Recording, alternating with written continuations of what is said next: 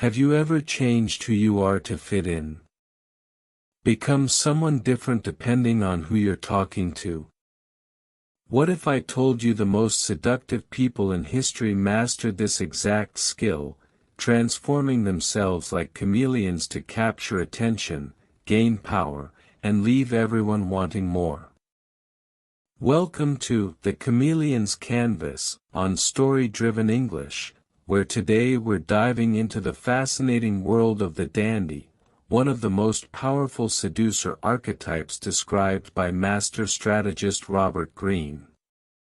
In the next 45 minutes, you'll discover how Alexander Winters uses his chameleon-like abilities to captivate everyone he meets. The exact psychological techniques that make people desperately want to know you. Why refusing to be categorized creates an irresistible mystique that others can't resist.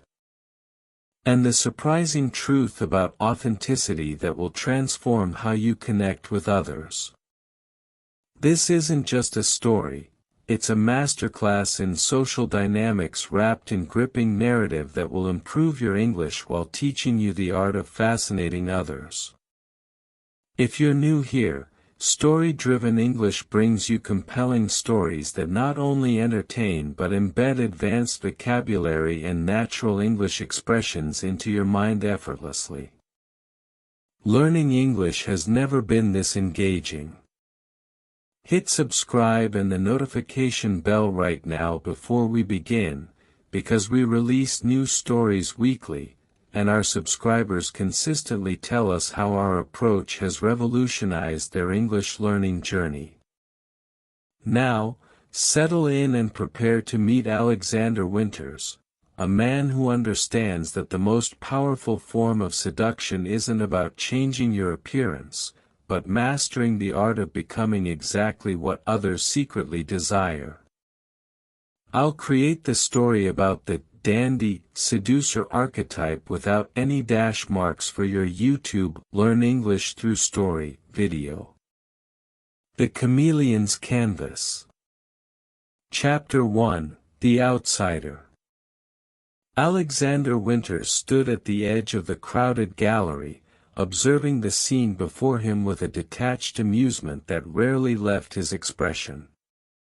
The London art world had gathered for the season's most anticipated exhibition, and as always, he positioned himself just far enough from the center to observe without being immediately noticed.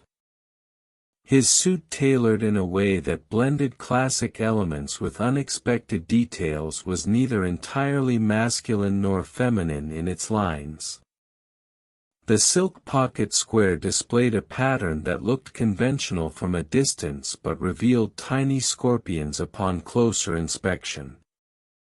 "There he is," whispered a woman to her companion as Alexander finally moved through the crowd. "Always making an entrance by pretending not to want attention." Her friend nodded. "They say he's impossible to categorize. Not quite straight, not quite gay. Not quite British, not quite foreign. Always slipping between worlds."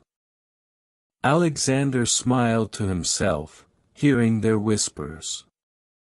The ambiguity they described wasn't accidental, it was cultivated with the precision of an art form. Born to a British diplomat father and a French-Moroccan mother, Alexander had spent his childhood moving between continents, never quite belonging anywhere.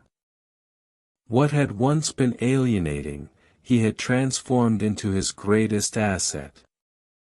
He refused to be easily defined, and that refusal had become his signature. Alexander. The gallery owner, Vivian Shaw, floated toward him, her voice resonating with genuine delight. "I was beginning to think you might not come. And miss the opportunity to see your triumph?" "Never." His voice carried a trace accent impossible to place, something he had perfected over years. "Everyone's talking about your review, of course," she said, referring to his latest piece in the art journal that had both praised and gently critiqued her curation. "Somehow you've managed to make both the artists and the critics think you're on their side." Alexander's laugh was soft. "Perhaps because I see the value in both perspectives." He took a champagne flute from a passing server with a gesture so graceful it momentarily captivated those nearby.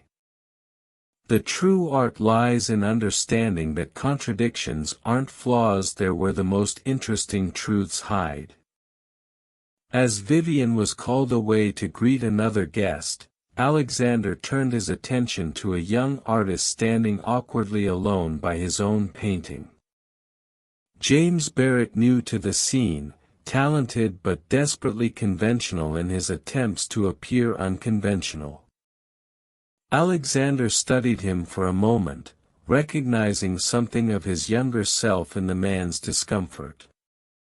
He approached with a warm smile. "The brushwork in the lower right quadrant, it's reminiscent of Basquiat, but there's something uniquely vulnerable about it. It's the strongest element in the piece." James blinked in surprise. "Most people only mention the obvious Warhol influences." "Most people see what they expect to see," Alexander replied, his voice dropping to a more intimate tone.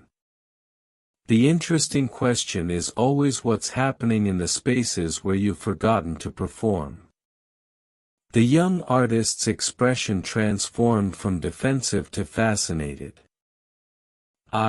No one's ever described my work that way before." "Because they're looking at what you've borrowed, not what you've discovered." Alexander gestured toward the painting. "This corner here, this is where you stop trying to be someone else. This is where your actual voice emerges."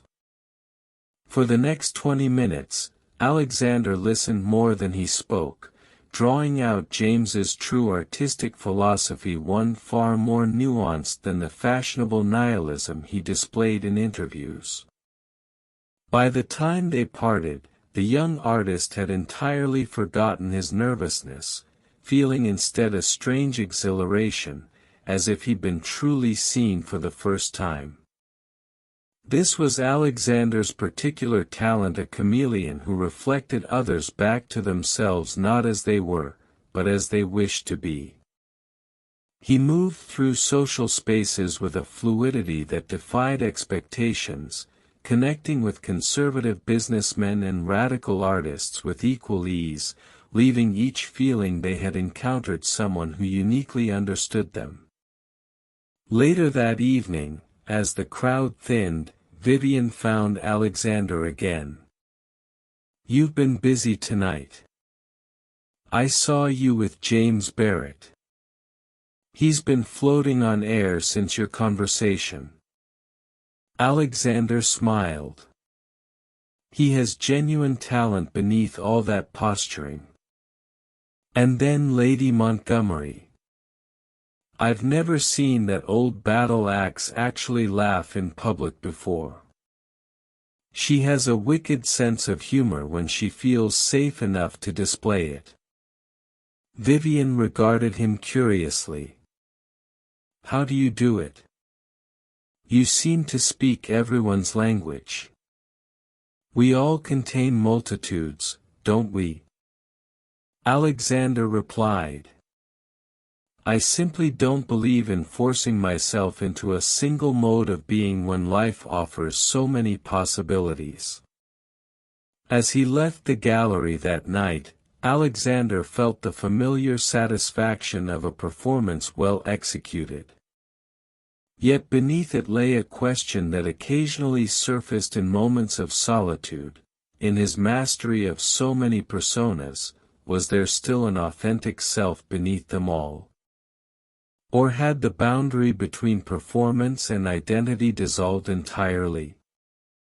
In his apartment overlooking the Thames, Alexander removed his carefully constructed outfit and stood before the mirror.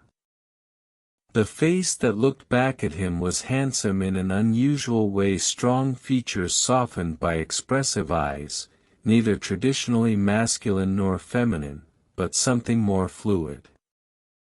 It was a face that could transform subtly to emphasize different aspects depending on the company. His phone chimed with a message from Claudia Di Marco, the influential fashion editor he'd met the previous week. She was inviting him to her country estate for the weekend, the inner circle, where lasting alliances in the industry were formed and destroyed. Alexander smiled. Another stage, another performance, another opportunity to become whatever the situation required. Chapter 2, The Invitation. Claudia Di Marco's estate in the Cotswolds represented old money trying desperately to appear relevant to the new. The 17th-century manor had been thoughtfully modernized, as the Architectural Digest feature had put it, with glass extensions and contemporary art that clashed magnificently with the ancestral portraits. Alexander found it a perfect physical manifestation of Claudia herself, aristocratic Italian heritage grafted awkwardly onto cutting-edge fashion sensibilities. As his vintage Jensen Interceptor crunched over the gravel driveway, Alexander noted the other vehicles already parked, a predictable collection of status symbols telegraphing wealth with varying degrees of subtlety. He had deliberately chosen his car as a conversation piece, beautiful, unusual, neither ostentatiously expensive nor blandly practical. Like everything in his carefully curated life, it was selected to intrigue rather than impress. Alexander. You found us. Claudia emerged from the front door, her accent as carefully cultivated as her image. Born to a wealthy Milanese family, she had spent her formative years in British boarding schools, resulting in an accent that slipped between Italian and British upper class with strategic precision. Your directions were impeccable, he replied, accepting her air kisses with the right degree of warmth. What a magnificent place, Claudia. It has such character. Most of which predates me by centuries, she laughed. Come in, come in. Everyone's dying to meet you. Alexander doubted this was literally true, but he recognized the social currency Claudia was offering. She was positioning him as someone important enough to be desired by her other guests. It was a gift he would accept graciously. The drawing room contained exactly the assortment of people Alexander had expected: fashion world power players, a sprinkling of artists for cultural credibility, and 2 or 3 genuinely aristocratic friends to give the gathering an air of establishment approval. What interested him more were the dynamics already at play: who sat together, who maintained careful distance, whose laughter seemed forced. Everyone, this is Alexander Winters, Claudia announced. The brilliant mind behind that devastating profile of Stefan Kowalski everyone was talking about last month. Alexander offered a self-deprecating smile. Hardly devastating. I simply suggested his collection might be having a conversation with fashion history rather than monologuing at it. This earned appreciative laughter, particularly from those who had found Kowalski's recent success threatening. Alexander had carefully crafted the line to appeal to the intellectual sensibilities of the group while containing just enough bite to establish him as someone with standards and opinions. "And modest too," remarked a silver-haired man by the fireplace, his tone suggesting this was a flaw rather than a virtue. "Not modest, Lord Harrington," Alexander corrected gently. "Just accurate. True criticism requires precision, not cruelty." The man raised an eyebrow, reassessing Alexander with new interest. Over the next hour, Alexander navigated the room with strategic purpose, spending time with each small cluster, adapting subtly to each conversation. With the older fashion editors, he displayed reverence for tradition while hinting at progressive ideas. With the younger designers, he reversed the approach, praising innovation while subtly reminding them of historical context they might have overlooked. He was particularly careful with his physical presence close enough to create intimacy with those who responded to it, maintaining respectful distance with those who valued their space. His posture shifted almost imperceptibly as he moved between groups more fluid and expressive with the artists, more contained and precise with the business executives. By dinner, Alexander had formed a preliminary map of the weekend's social terrain. He'd identified the true center of influence, not Claudia, but her quieter friend Marianne, whose approval seemed to matter most to the others, recognized the fault lines of tension, particularly between the magazine editor and the digital content creator whose platforms were increasingly overlapping, and located the person most likely to provide genuine conversation rather than strategic networking. A soft-spoken photographer whose observations were sharp but never malicious. The dining room continued the house's theme of traditional structure filled with contemporary elements. A massive oak table that had likely witnessed centuries of dinners now held platters designed by a controversial ceramicist, whose work featured classical forms distorted in unsettling ways. "I've seated you between Heather and Richard," Claudia told him. "Heather runs our digital strategy, absolute genius with algorithms. And Richard, well, everyone knows Richard." Everyone did indeed know Richard Palmer, the aging enfant terrible of British fashion, whose early brilliance had calcified into rigid opinions delivered with caustic wit. Alexander had written about Palmer once, a piece that had acknowledged the designer's historical importance while gently suggesting his resistance to new influences might be limiting his current work. It had been calibrated to respect the man's stature while establishing Alexander's independence from fashion orthodoxy. "Mr. Winters," Palmer acknowledged as Alexander took his seat. "I believe you once referred to my spring collection as confidently retrospective."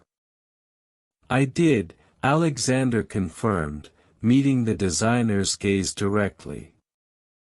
"It was a masterclass in knowing exactly what you do best and refusing to apologize for it.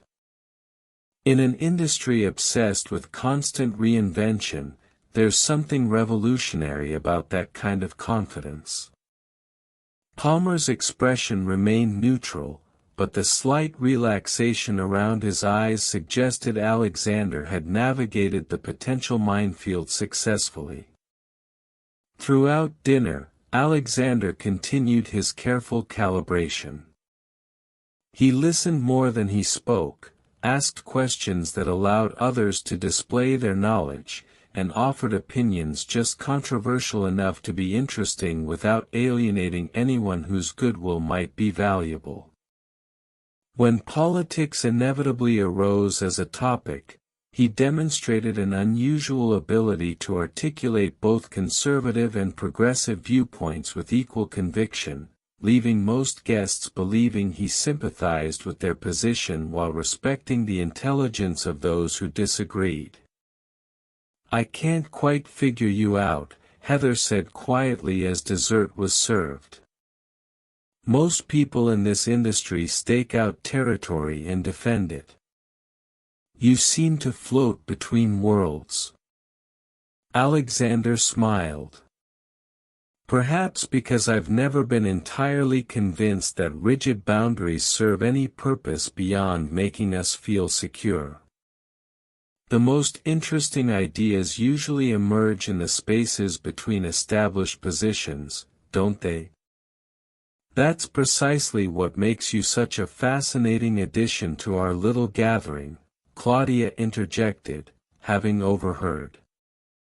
"Alexander refuses categorization. He's a writer who understands visual aesthetics, a man who appreciates traditionally feminine perspectives, a traditionalist with revolutionary tendencies. A true original." The irony of being praised for originality while consciously embodying traits designed to appeal to this particular audience wasn't lost on Alexander. But then, wasn't that the essence of his approach? To recognize that authenticity itself was a performance, and to perform it with such conviction that the boundaries between the real and the constructed became meaningless?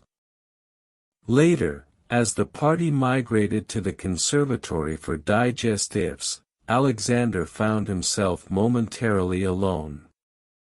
He used the opportunity to observe the group dynamics that had evolved over dinner. Claudia was holding court with the magazine contingent, while Richard Palmer had cornered a young designer whose discomfort was visible even from across the room. The photographer Julia, he'd learned, stood slightly apart, capturing candid shots with a vintage film camera. Alexander approached her, curious about the one person who seemed to share his observer status. "Digital would be easier," he commented, gesturing toward her camera. "Easier isn't always better," Julia replied without looking up from her viewfinder. "Film captures something digital can't: the imperfections, the humanity. The authenticity," Alexander suggested. Julia lowered her camera, studying him with unexpected intensity. "Is that something you value, Mr. Winters? Authenticity?" There was something in her tone that suggested she wasn't merely making conversation. It was the first time all evening that Alexander felt truly seen rather than merely observed. "I value its effect," he answered carefully. "Whether something is authentic matters less than whether it feels authentic to those experiencing it." A very diplomatic answer. She raised her camera again, this time pointing it directly at him. "May I?" Alexander nodded, maintaining his composed expression as she took several shots in quick succession. "Most people change when the camera points at them," she remarked. "They become more self-conscious, more performed. You didn't change at all." "Perhaps because I'm always aware of being observed," he replied. "Or perhaps because you're always performing," she countered, but her tone held curiosity rather than accusation. Before he could respond, Claudia reclaimed him for introductions to a late-arriving guest. As he moved away, Alexander found himself unusually preoccupied with the exchange. Julia had identified something essential about him with disconcerting ease. In a world where he prided himself on being the observer rather than the observed, the photographer had reversed their positions with casual precision. The revelation was simultaneously unsettling and exhilarating, a reminder that his carefully constructed persona wasn't impenetrable. And perhaps more intriguingly, he found himself wanting to continue their conversation rather than move on to more strategically valuable social connections. It was a novel sensation, this pull toward genuine exchange rather than calculated performance. As Alexander resumed his social navigation, he filed away the interaction for later examination. The weekend was young, and there would be time to explore this unexpected development. For now, there were impressions to make, connections to establish, and as always, the delicate dance of being exactly what each person needed him to be while never being pinned down to a single definition. Chapter 3, Reflections. The weekend at Claudia's estate unfolded according to the predictable rhythms of such gatherings. Saturday brought country walks carefully staged for Instagram, a lunch featuring local produce prepared by a chef imported from London, and afternoon activities segregated largely by gender and generation. Alexander moved between groups with his characteristic ease, joining the older men for whiskey tasting before slipping away to help the younger guests organize an impromptu photo shoot in the estate's abandoned orangery. By evening, he had solidified his position as a universal connector, someone who could translate between the different factions, making each feel understood while facilitating connections they might otherwise have missed. It was a role he had perfected over years, one that provided him with both social currency and a particular kind of power. By being a bridge between worlds, he gained access to all of them without being confined by any. The evening's entertainment was a small acoustic performance by a singer-songwriter just famous enough to impress but not so famous as to seem ostentatious. As the music filled the drawing room, Alexander found himself once again near Julia, the photographer. "Enjoying your role as social alchemist?" she asked quietly. Alexander raised an eyebrow. "Have you been observing me, Miss Fielding?" "It's what I do," she replied simply. "You're quite remarkable, you know. Most people here are trying so hard to be something specific: the intellectual, the rebel, the kingmaker. You shape-shift between identities with such fluidity it's almost invisible." "You make me sound calculating," he said, keeping his tone light despite the accuracy of her assessment. "Not calculating. Adaptive. There's a difference." She sipped her wine. "I suspect it started as a survival mechanism. When did you first realize you could be whatever people needed you to be?" The question struck uncomfortably close to truths Alexander rarely acknowledged even to himself. His chameleon-like ability had indeed begun as survival, a mixed-race child in international schools, always the outsider, learning to reflect back what each social context demanded. "That's quite an assumption to make about someone you've just met," he deflected. Julia smiled. "I'm rarely wrong about people. It's why I prefer film photography, nowhere to hide the truth." Their conversation was interrupted by Claudia, who swept Julia away to photograph an impromptu gathering of fashion luminaries.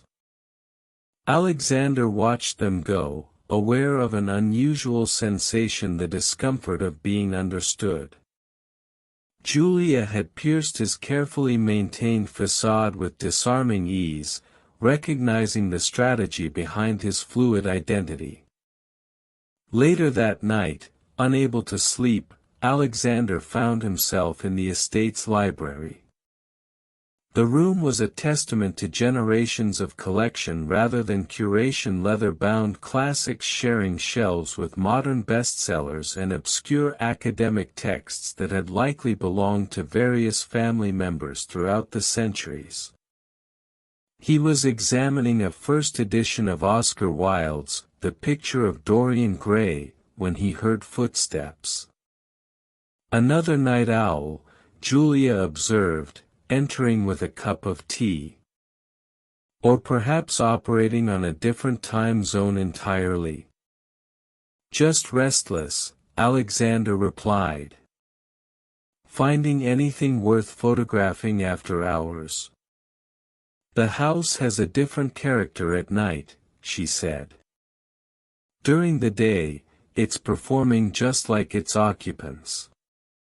At night, it reverts to what it truly is, an old building full of memories and contradictions.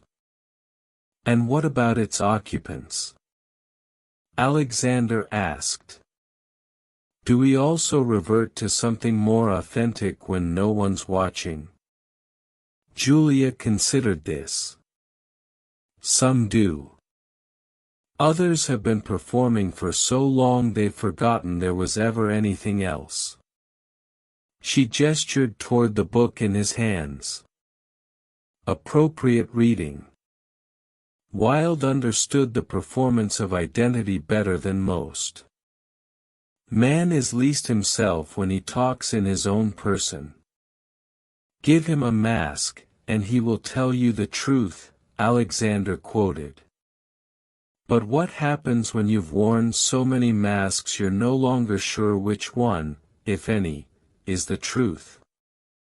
Julia challenged. The question hung between them, more intimate than anything that had been spoken at the dinner table despite all the personal anecdotes shared there. Perhaps the truth is in the ability to move between masks rather than in any single one of them, Alexander suggested finally. A convenient philosophy for someone who refuses to be defined, Julia noted, though her tone remained curious rather than judgmental. Their conversation continued deep into the night, touching on art, identity, the nature of authenticity in a world mediated through carefully curated images. Alexander found himself discussing ideas he rarely voiced, drawn out by Julia's direct questions and genuine interest. She spoke of her own work, documentary photography that focused on individuals living at the edges of society, people whose identities were formed in resistance to mainstream expectations. They fascinate me because they've rejected the performance the world demands of them, she explained. They've chosen authenticity even when it comes at significant cost. And you consider that admirable? Alexander asked. I consider it brave, she corrected. Whether it's admirable depends on what they do with that freedom. As dawn began to lighten the sky outside the library windows, Alexander realized they had spent hours in conversation without his once calculating the strategic value of the interaction. He had simply been present, engaged, responding to her ideas rather than constructing his responses to achieve a particular effect. It was both liberating and terrifying, a glimpse of connection that existed outside his carefully managed approach to relationships. The others will be waking soon, Julia noted, glancing at her watch. Time to resume our daytime personas. And which persona will you adopt? Alexander asked. The quiet observer, as always, she replied with a small smile. And you? Whichever one the moment requires, he admitted. Julia studied him for a long moment. "You know, the fascinating thing about chameleons isn't just that they change color to match their surroundings. It's that they do it instinctively, without conscious thought. I wonder if you even know who you are when there's no one to reflect." With that unsettling observation, she left him alone in the library, surrounded by other people's stories bound in leather and paper.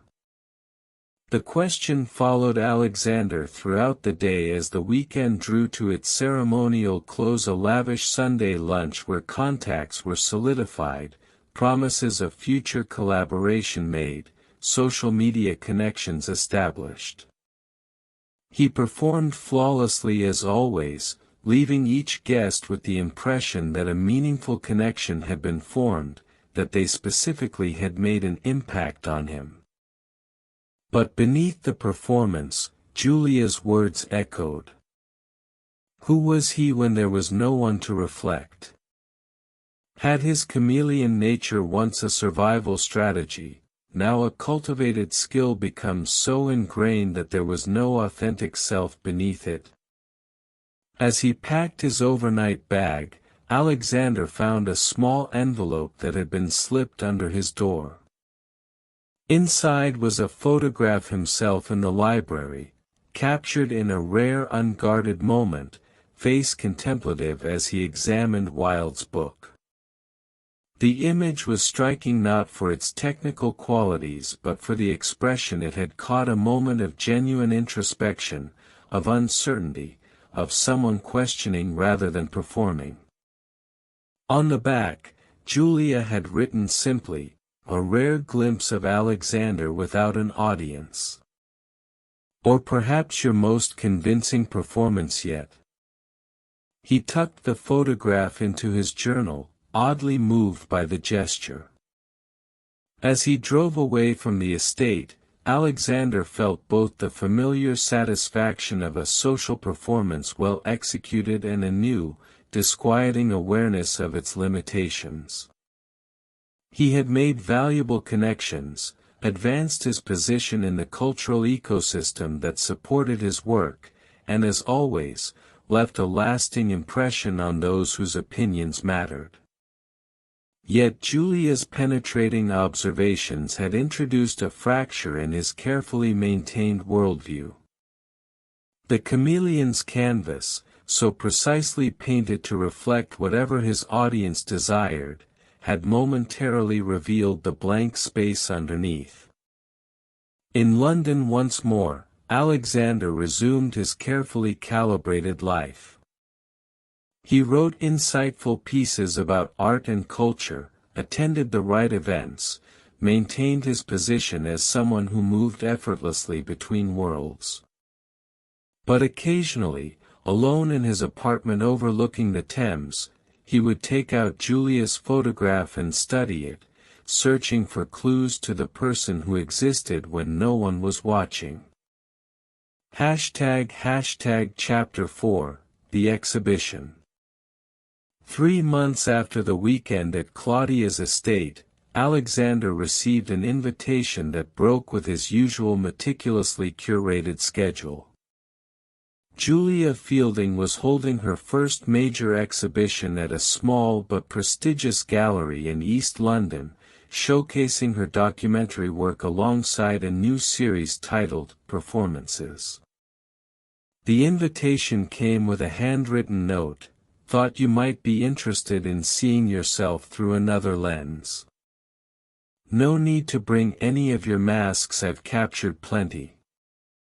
Alexander felt an unfamiliar flutter of unease. During their night of conversation, he had revealed more of himself than he typically allowed, but he had still maintained the essential boundaries that protected his carefully constructed identity. The idea that Julia might have seen beyond those boundaries, might have captured something he himself couldn't recognize, was both intriguing and disturbing. The gallery was crowded when he arrived, filled with the expected mix of art world regulars, photographers, and the socially ambitious who attended openings to be seen rather than to see. What surprised Alexander was the diversity of the crowd. Working-class subjects of Julia's documentary photographs mingling somewhat awkwardly with wealthy collectors, creating a social dynamic rarely seen in such spaces. Julia's documentary series occupied the main gallery, powerful black and white portraits of people living at society's edges. A homeless poet, his face weathered but eyes fierce with intelligence. A group of climate activists in the moment of peaceful resistance. An aging drag performer preparing for a show, half in and half out of character. Each image was accompanied not by the usual artistic statement but by a direct quote from the subject, creating the impression of a conversation rather than an observation. The effect was striking. These weren't subjects being examined by a photographer's clinical eye but individuals communicating directly with the viewer through the medium of Julia's lens. Alexander was so absorbed in these images that he almost missed the smaller room branching off from the main gallery. A discreet sign identified it as performances, the series mentioned in his invitation. The room contained portraits of people from Claudia's weekend gathering, but not the carefully posed social media moments that had dominated the event. Instead, Julia had captured raw, unguarded instances. Claudia's mask of perfect hostess slipping to reveal exhaustion, Richard Palmer looking vulnerable rather than imperious as he gazed at a younger designer's work, the digital strategist Heather staring at her phone with an expression of barely concealed panic. And then, occupying the center wall, a series of photographs of Alexander himself. Alexander in conversation with different guests, his expression and posture subtly transforming as he moved between social groups. Alexander reflecting back Richard Palmer's intensity, then softening to match Claudia's vivacity. Alexander listening with perfect attentiveness to an elderly art patron, then moments later displaying youthful enthusiasm with the younger creatives. The final image was the one she had left in his room. Alexander alone in the library, mask momentarily lowered, uncertainty visible in his expression. The collection was titled simply, The Chameleon. Alexander stood motionless before the display, experiencing the strange sensation of seeing himself not as he projected himself to be, but as he was seen by an unusually perceptive observer. Julia had documented precisely what he had always considered his greatest skill, his ability to become whatever each interaction required, but presented it not as mastery but as question. "What do you think?" Julia's voice came from behind him. Too revealing. Alexander turned to face her, for once uncertain of which aspect of himself to present. "It's disconcertingly accurate." "That's the highest compliment you could give a documentary photographer," she replied. "Though I suspect you didn't intend it as entirely complimentary. I'm not used to being the subject rather than the observer," he admitted. "Few of us are comfortable having our strategies exposed," Julia said, her tone gentle despite the intensity of her gaze. "Especially when those strategies are as sophisticated as yours." Around them, other guests began to notice the exchange, curious about the interaction between the photographer and her most prominently featured subject. Alexander was acutely aware of becoming part of the exhibition itself, his reaction to being exposed now a performance for yet another audience. "You've made me into a specimen," he observed, keeping his voice light despite his discomfort. The social chameleon pinned under glass. Not pinned, Julia corrected. Documented. There's a difference. I'm not passing judgment on your adaptability, I'm fascinated by it. The question isn't whether changing to meet others' expectations is authentic or not. The question is what drives those changes. Protection, manipulation, connection. Perhaps all three. A gallery assistant approached, informing Julia that a journalist wanted to speak with her. She excused herself, leaving Alexander alone again with the visual evidence of his multiplicity. As he continued to study the photographs, Alexander became aware of someone standing beside him. "Remarkable work," said the stranger, a man about Alexander's age with the confident bearing of someone comfortable in artistic spaces. "She's captured something essential about performance and identity, hasn't she?" "She has a penetrating eye," Alexander agreed neutrally. "I'm particularly intrigued by this central series," the man continued, gesturing toward Alexander's portraits. "The subject is fascinating, so fluid, adapting to each interaction. I wonder if he's aware of how completely he transforms himself." Alexander experienced the surreal sensation of hearing himself discussed in the third person by someone who didn't realize he was the subject under discussion. "Perhaps the transformations are conscious," Alexander suggested.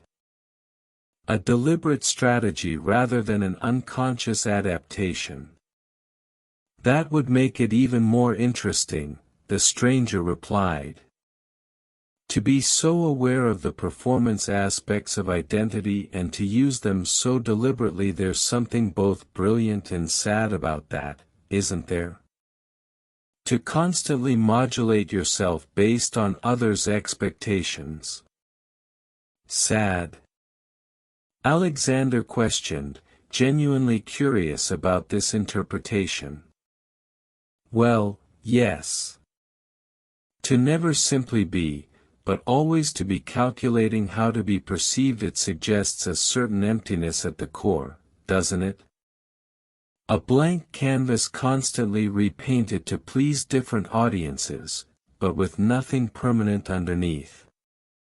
The assessment struck uncomfortably close to the questions Alexander had been asking himself since the weekend at Claudia's estate. Was there something hollow about his chameleon nature? Had his skill at adaptation come at the cost of developing a consistent self? Before he could respond, Julia returned.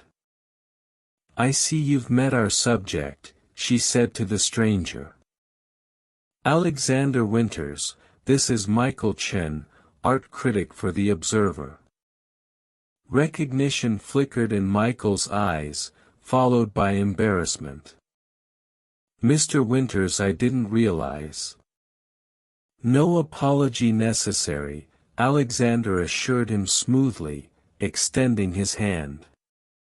"It's not often I get to hear such an unfiltered analysis of myself.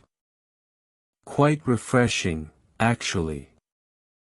The three of them fell into conversation about the exhibition, the nature of identity in an age of personal branding, the thin line between authenticity and performance.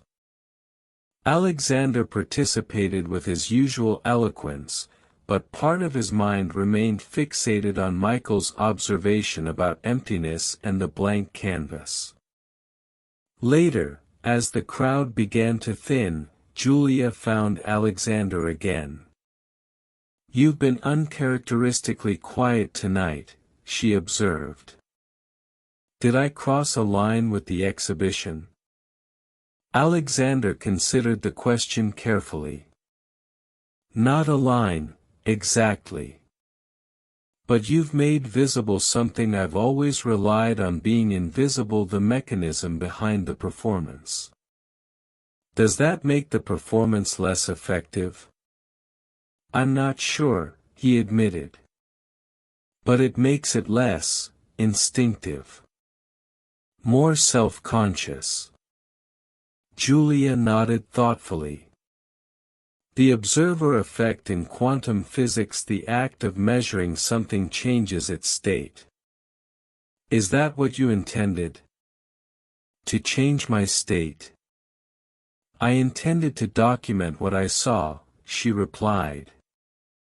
But I'll admit I was curious what would happen when someone as self-aware as you was confronted with external evidence of your adaptations.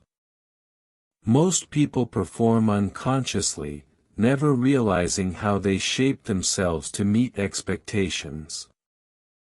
You do it with such precision it's almost an art form. Or a pathology, Alexander suggested, recalling Michael's comments about emptiness. That depends, Julia said, on whether it's a strategy you control or one that controls you. She hesitated, then added, and on whether there's something beneath the shifting surfaces, a core identity that remains constant regardless of context.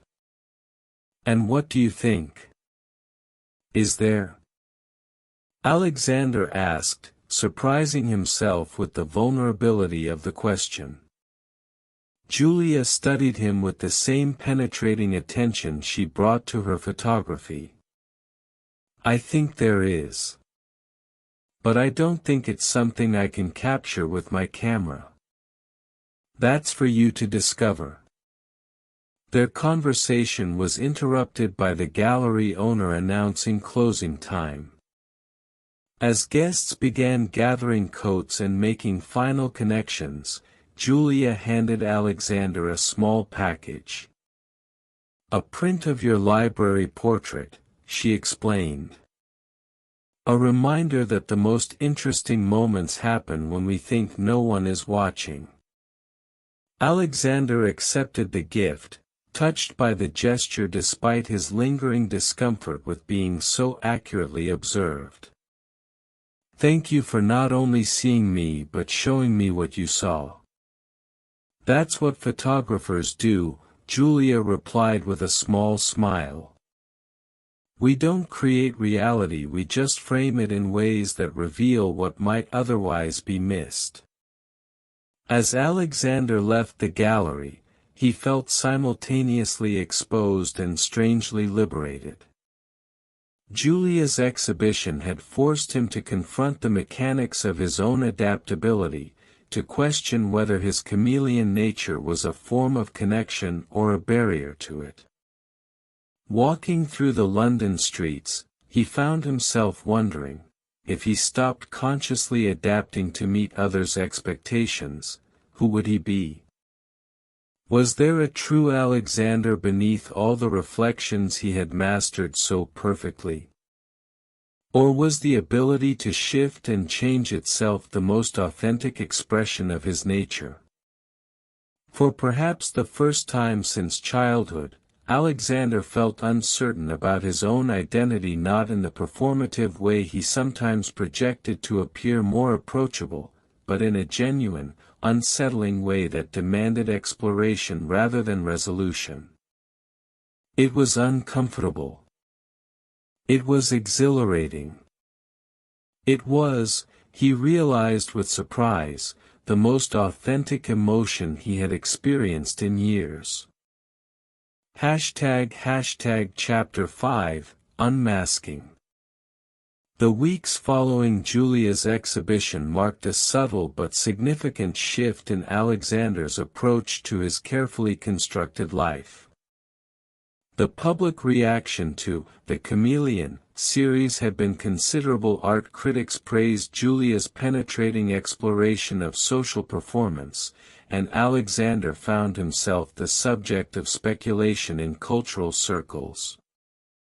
Some found his adaptability fascinating, others disturbing, but all seemed to agree it revealed something essential about contemporary identity. Alexander had always been comfortable being discussed as writing often generated debate, but this was different. Previously, it had been his ideas under examination, now it was his very self, or at least the multiplicity of selves Julia had documented. Rather than retreating from this unexpected exposure, Alexander made a decision that surprised even himself. He would examine his chameleon nature not just as a strategy but as a subject worthy of exploration. He began writing a series of essays on social performance, using his own adaptability as a starting point for a broader cultural analysis. The first piece, published in a prestigious cultural journal, opened with a stark admission: I have spent most of my adult life becoming whatever each social context required, a skill I originally developed for protection but perfected as a form of power. Only recently have I begun to question whether this adaptability connects me more deeply to others or ultimately isolates me from them. The essay generated immediate attention. Readers recognized the rare vulnerability from a writer usually known for his incisive observations of others rather than himself. Interview requests flooded in, but Alexander accepted only one: a thoughtful literary podcast with a small but influential audience. Your essay suggests a kind of crisis of identity, the interviewer noted. Has something specific prompted this self-examination? Alexander considered the question.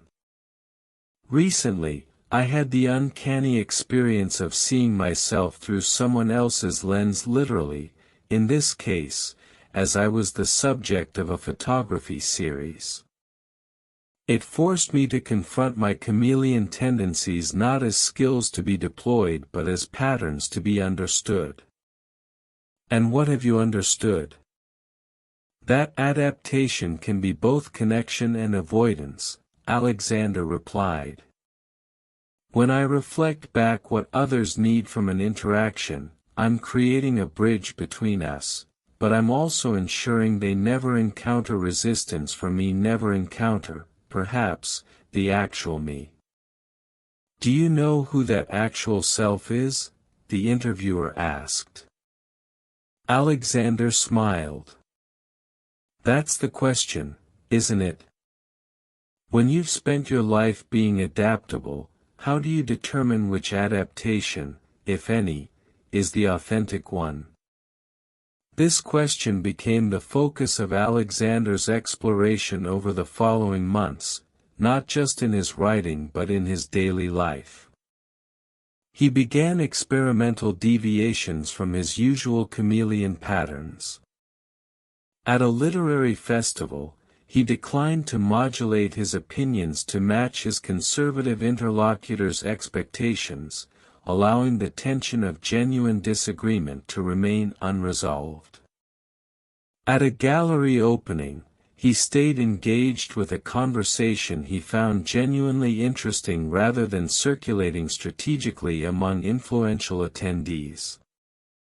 What surprised Alexander most was his own internal response to these experiments.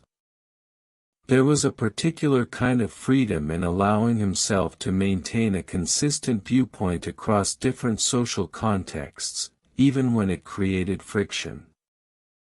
The energy previously devoted to constant adaptation could be channeled into deeper engagement with the ideas and people he genuinely found compelling.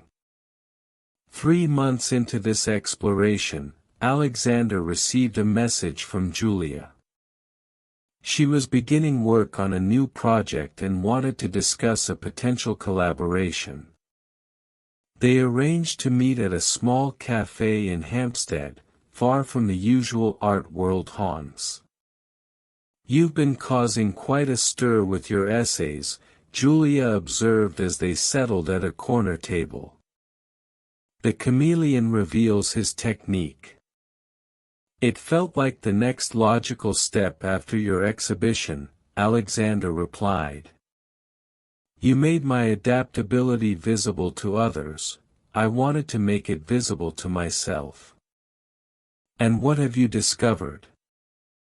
Alexander considered the question carefully.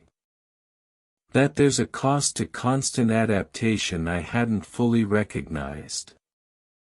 When you're always becoming what the situation requires, you lose the ability to identify what you actually desire from an interaction. Julia nodded. That's been evident in your recent work. There's a different quality to your writing now. More centered, less concerned with appealing to multiple perspectives simultaneously. You've been following my work. Of course. She smiled. I'm interested in the aftermath of exposure. What happens when adaptive patterns become conscious? Alexander leaned forward. So I'm still a subject for your observation. We're all subjects for each other's observation, Julia countered. The difference is whether we're aware of the dynamic. Their conversation turned to Julia's new project, a documentary series exploring individuals who had undergone radical identity transformations. Former cult members who had rebuilt their sense of self. Immigrants navigating between cultural identities. Corporate executives who had abandoned successful careers to pursue radically different lives. I'm interested in the malleability of identity, she explained, but from a different angle than my previous work. Not the performance aspects, but the capacity for genuine transformation. How people rebuild themselves when their former identity no longer serves them. And where do I fit into this project? Alexander asked. You're undergoing your own transformation, aren't you? From someone who adapted to every situation to someone attempting to locate a consistent core. Julia paused. I'd like to document that process, if you're willing. Not just through photographs this time, but through recorded conversations, observations of you in different contexts. A more collaborative approach. Alexander felt the familiar impulse to calculate the strategic value of such participation, then deliberately set it aside. Why me specifically? Because most people drift unconsciously between socially constructed identities, Julia replied. You've mastered the conscious navigation of those identities. And now you're questioning that mastery. It's a unique perspective on a universal human struggle. Alexander found himself genuinely intrigued by the proposition. The idea of documenting his attempts to locate an authentic self beneath his chameleon adaptations was both appealing and terrifying. It would require a level of vulnerability he had spent his life avoiding. I'm not sure I'm the ideal subject, he admitted. My exploration so far has raised more questions than answers. That's precisely what makes you interesting, Julia countered. This isn't about documenting someone who has achieved authentic selfhood. It's about capturing the struggle to define what authenticity even means in a world where identity is increasingly flexible and contextual. Over the following weeks, Alexander and Julia established a framework for their collaboration. She would observe him in various social and professional contexts, recording conversations afterward about his conscious and unconscious adaptations. He would maintain a journal documenting his internal experience of trying to locate consistent aspects of himself across different situations. The project quickly became more challenging than Alexander had anticipated. Julia's observations were uncomfortably precise, highlighting adaptations so automatic he wasn't aware of making them. The subtle ways he modulated his accent depending on his company. The barely perceptible shifts in his physical presence, assertive in professional contexts, more fluid in creative ones. The different versions of his personal history he emphasized depending on whom he was addressing. You adjust your relationship to your Moroccan heritage depending on the social context, Julia noted after observing a literary panel where Alexander had participated. With the British authors, you emphasized your educational background in England. With the author from Algeria, you highlighted your childhood summers in Marrakesh. Both are true aspects of my experience, Alexander defended. Of course, Julia agreed. But the selective emphasis is a choice, isn't it? A way of establishing common ground by foregrounding different facets of yourself. These observations became increasingly destabilizing. If all versions of himself were equally constructed, how could he determine which, if any, represented his authentic self? Was authenticity even a meaningful concept, or merely another performance for a particular audience, in this case, for himself?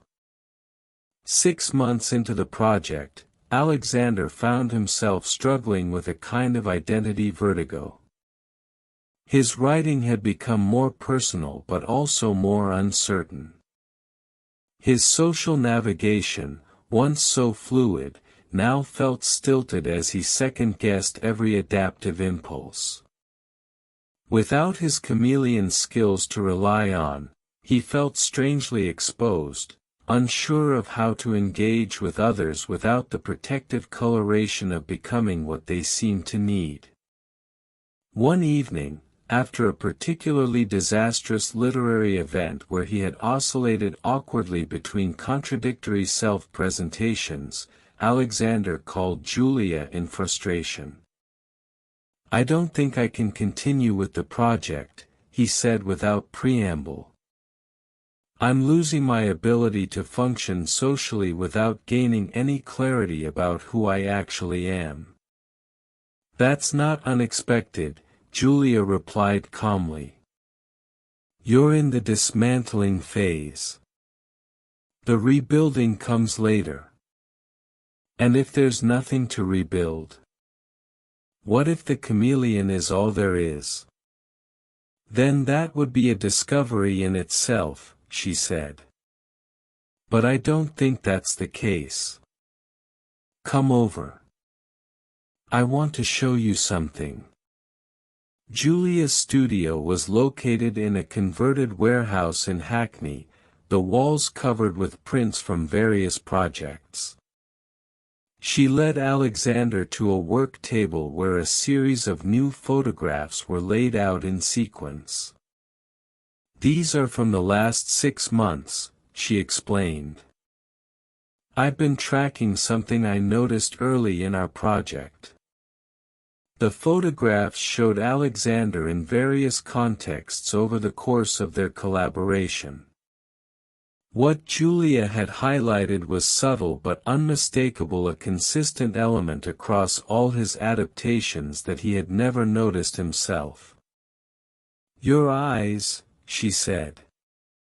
"Regardless of how you're presenting yourself, there's a particular quality of attention that remains consistent. A way of observing that's uniquely yours." Alexander studied the images, seeing what she meant. Despite the varying expressions, postures, and social performances across different contexts, there was indeed something consistent in his gaze, a particular quality of alert receptiveness, of engaged observation. The chameleon changes its appearance to match its surroundings, Julia continued, but its eyes remain the same. They're the window to what remains constant. And what do you see in them? Alexander asked. Curiosity, she replied without hesitation. Not the strategic curiosity of someone gathering information for advantage, but something more fundamental. A genuine desire to understand. It's present regardless of whom you're with or how you're otherwise adapting. The observation struck Alexander with unexpected force. Throughout his exploration of his chameleon tendencies, he had been searching for some essential quality of self, some core identity that remained consistent across contexts. He had been looking for fixed attributes, preferences, beliefs, values that could define him independent of his adaptations. But what if his authentic self was not a fixed set of attributes but rather a quality of engagement with the world? What if the truest expression of his nature wasn't any particular mask but the impulse that drove him to try on so many, the desire to understand, to connect, to see the world through different perspectives? Maybe authenticity isn't about maintaining consistent opinions or behaviors across all contexts, Alexander reflected. Maybe it's about honoring the consistent impulse beneath the adaptations. And what's your impulse? Julia asked. To understand, he answered, the realization crystallizing as he spoke. The chameleon changes color not to deceive but to engage more deeply with its environment. Perhaps my adaptations serve a similar purpose, not to manipulate but to create points of connection from which genuine understanding becomes possible.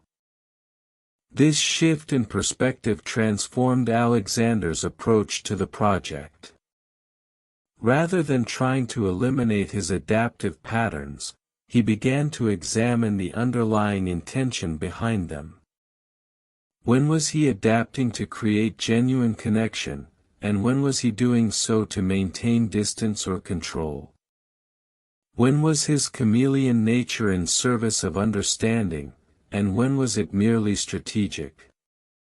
The exploration led to Alexander's most significant work to date, a book titled The Chameleon's Canvas, Reflections on Authenticity in an Age of Performance. Part memoir, part cultural criticism, the work incorporated Julia's photographs alongside Alexander's reflections on identity, adaptation, and the search for authentic connection. In the final chapter, Alexander wrote, "Perhaps the authentic self is not a fixed entity we discover but a quality of engagement we cultivate.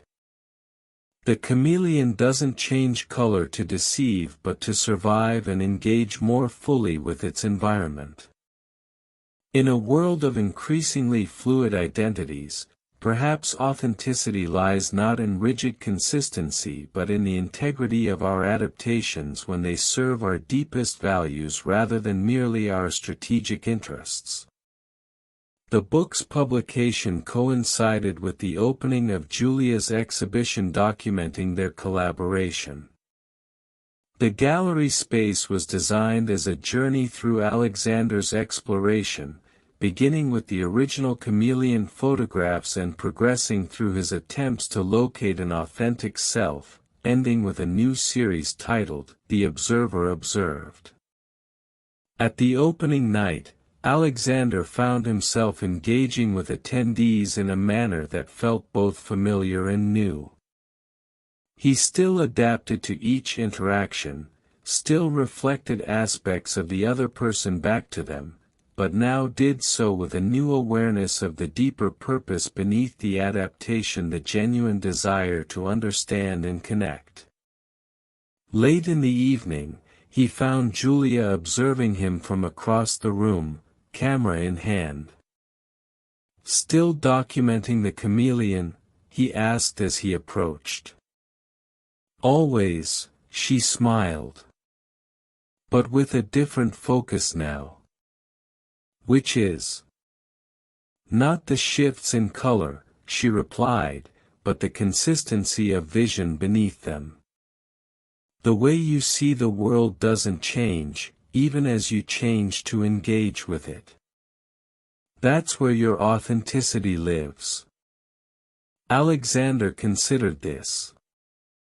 So the chameleon can keep its colors, as long as it knows why it changes them? Exactly, Julia nodded. Adaptation without awareness is just social programming. Adaptation with intention and consistent values underneath, that's a form of authenticity too. Just not the kind most people recognize. As the exhibition drew to a close, Alexander found himself back at the original photograph that had started their collaboration, the unguarded moment in Claudia's library. Beside it now hung a new image, taken at the end of their project.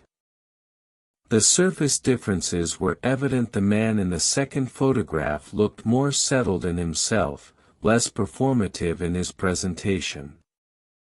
But what struck Alexander most was what remained the same: the quality of attention in his eyes, the curiosity that had always been there, now consciously cultivated rather than strategically deployed. In that moment, Alexander understood that his journey hadn't been about shedding his chameleon nature but about claiming it more fully as an expression of his deepest values. The ability to see through others' eyes, to adapt, to create connection, was not a betrayal of authenticity but a particular form of it, a way of honoring the human desire to bridge the gaps between separate consciousnesses. His phone chimed with a message from his publisher. They wanted to discuss his next book project. There would be expectations to navigate, adaptations to make. But beneath those adaptations would be something consistent: his desire to understand, to observe, to connect. Not a fixed self, perhaps, but an authentic one nonetheless.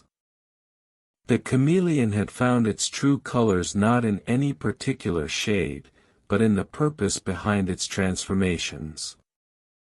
Key vocabulary, repeated throughout. 1. Adaptability, the ability to change to suit different conditions or situations. 2. Chameleon, a person who changes their opinions or behavior according to the situation.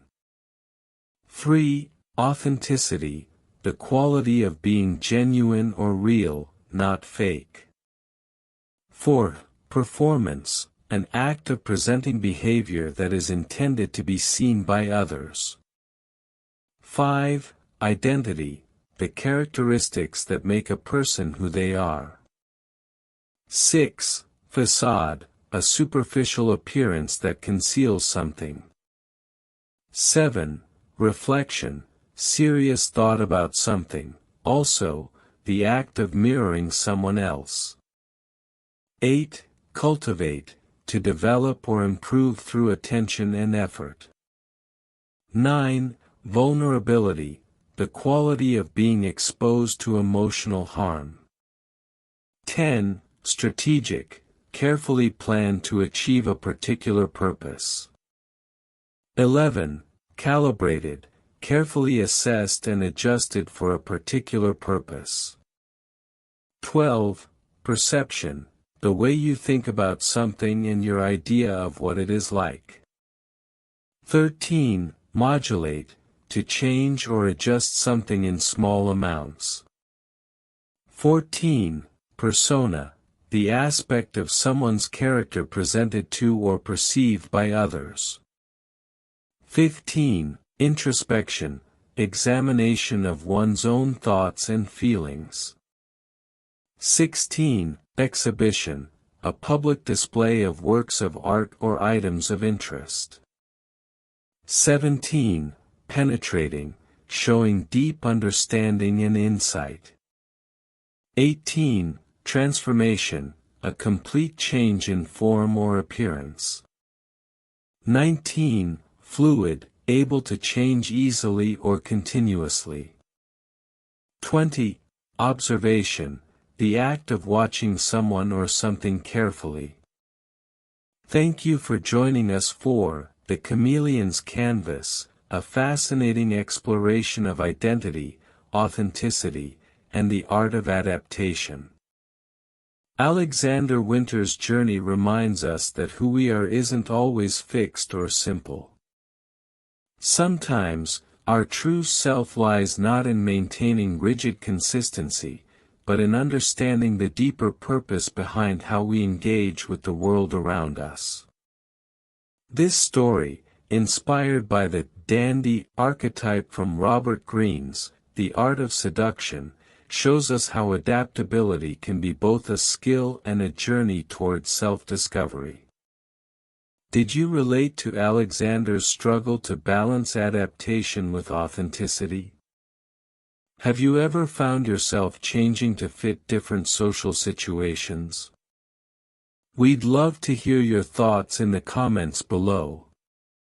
If you enjoyed this story and want to improve your English vocabulary and comprehension, please give this video a thumbs up and share it with friends who are also learning English.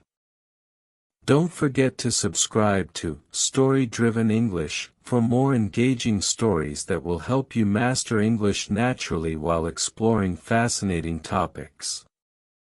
Hit that notification bell to never miss our new uploads of stories and news that make language learning a meaningful journey. Remember, learning English isn't just about memorizing rules. It's about connecting with stories that resonate with our human experience. Join our community of English learners today, and let's improve together, one story at a time. See you in our next video.